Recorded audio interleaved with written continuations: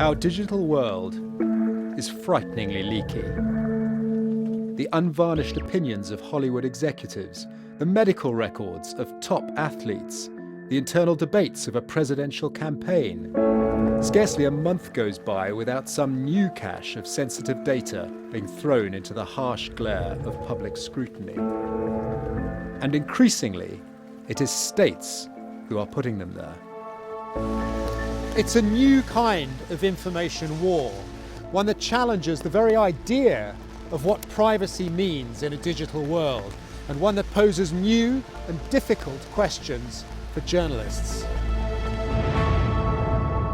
The president earlier this week instructed the intelligence community to conduct a full review of the pattern of malicious cyber activity related to our presidential election cycle. In the United States, an election full of twists has saved one of its most breathtaking till last. A president-elect is locked in a standoff with the CIA over whether Russia mounted a hacking campaign to help put him in the White House. I think it's ridiculous. WikiLeaks today just released a brand new batch of hacked emails. Neera Tanden served as a close aide to Hillary Clinton and was a confidant of Clinton's campaign chairman, John Podesta, whose hacked emails were leaked daily during the last weeks of the campaign. As the emails were drip-fed by WikiLeaks, Tanden's candid opinions generated a string of awkward headlines. Clinton confidant Neera Tanden wrote to campaign chair John Podesta, "Do we actually know who told Hillary she could use a private email? And has that person been drawn and quartered?"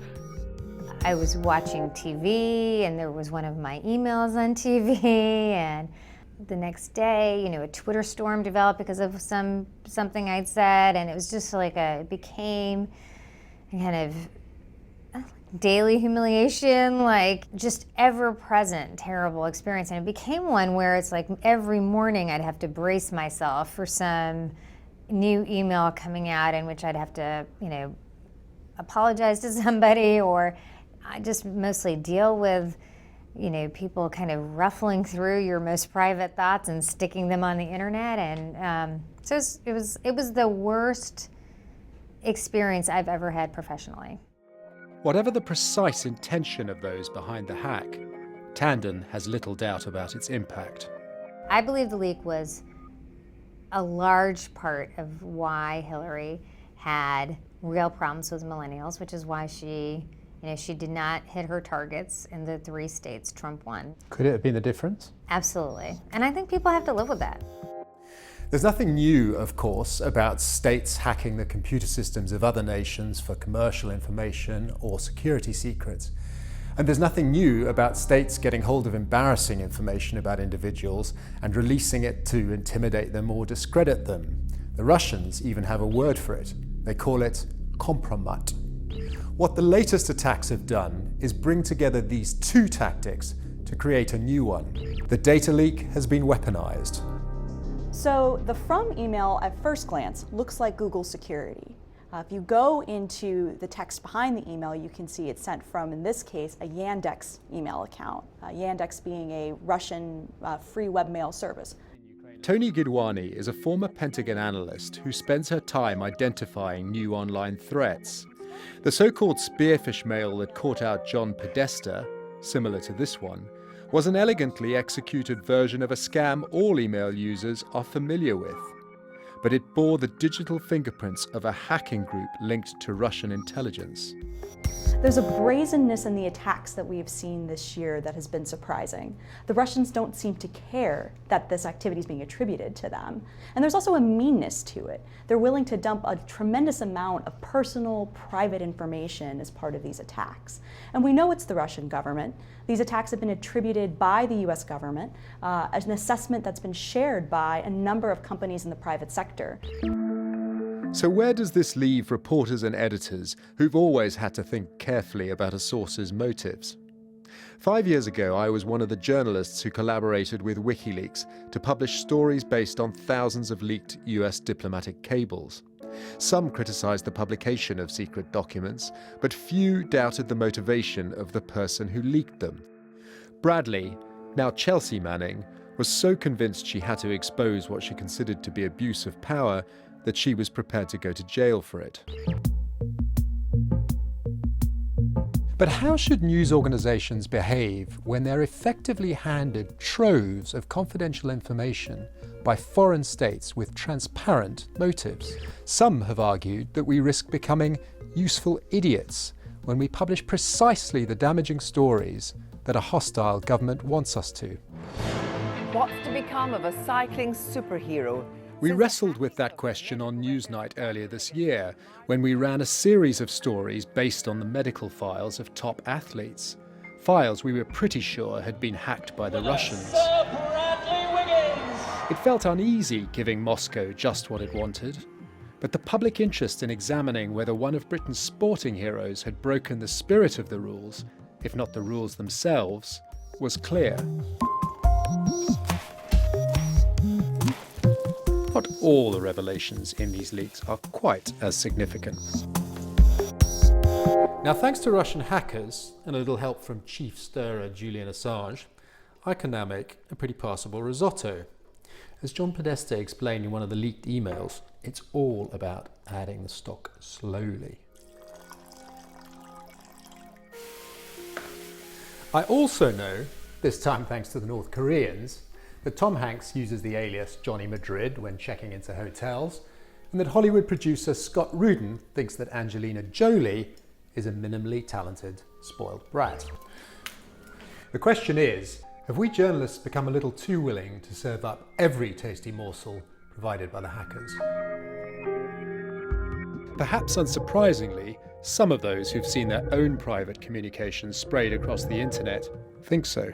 On cable news all day, you have a quote from someone about somebody else in the campaign. You know, I mean, it's like under the veneer of journalism, reporters were totally trafficking in gossip. And that's what they were doing. The New York Times has run a string of stories this year based on the Podesta emails and, before that, material hacked from the Democratic National Committee. I asked the paper's editor if the thought that he might be doing Vladimir Putin's bidding ever keeps him up at night. Sure it does. Sure it does. But it would keep me up at night worse, or at least longer, if I had information from a hack that I knew was accurate, that voters and citizens needed to know. And I'm not publishing it because maybe it came from the Russians. I can't imagine a slipperier slope than that, right? At what point is my safe at home filled with information I can't report because I'm nervous about the source? If someone had brought you a carton of papers, actual hard papers, and you knew for certain those were burgled from John Podesta's home, would you treat those the same as you treat a cache of emails? Boy, that's a good and very hard question that I've not had to confront yet. I would go through it. And if it was really significant and important, I would publish it. It would make me nervous. I would admit to people how we got it, but I think the information trumps all. There's a powerful argument that it doesn't really matter how news organisations like the New York Times and the BBC handle hacked material, because in the wild west of the internet, there'll always be someone willing to publish. Some argue we should just accept there's no such thing as privacy in our digital lives. One high-profile victim of a major hack told me he now communicates about all sensitive matters by fax or phone. Kieran Martin is the man charged with defending Britain against cyber attack. He's about to step out of the shadows of GCHQ to lead the new National Cyber Security Centre. He told me measures were taken to protect the 2015 British election from hackers, but there is a danger that the recent US experience will inspire other attackers. Well, there are all sorts of threats from state cyber attackers. There are threats to critical national systems. There are threats to our economic well-being through commercial espionage. And yes, if there may well be a perception now that this is a successful model for intervention in societies such as ours and those of our allies, and clearly that's something we'll need to be prepared to deal with. But he insists we're a long way from having to give up on the idea of privacy in the digital world. Stealing information for political purposes, for financial purposes, for whatever purposes, is as old as human activity itself. The digital world gives people an opportunity to do that at a different scale, but there's plenty to do to defend ourselves. We need to demystify this. If we wrap the problem in a shroud of mystique and assume that there are these people sitting at computers in faraway places that cannot be contested, that is an incredibly damaging attitude to take. Perhaps one detail of the US hacking story embodies the very human vulnerability Kieran Martin and his counterparts can do little about. When John Podesta received his fateful Spearfish mail, an aide sent it to his IT department. A staffer replied, saying it was legitimate. That staffer now says it was a typo. He meant to type illegitimate. It's a heart-stopping thought. The course of history changed perhaps by 2 missing letters.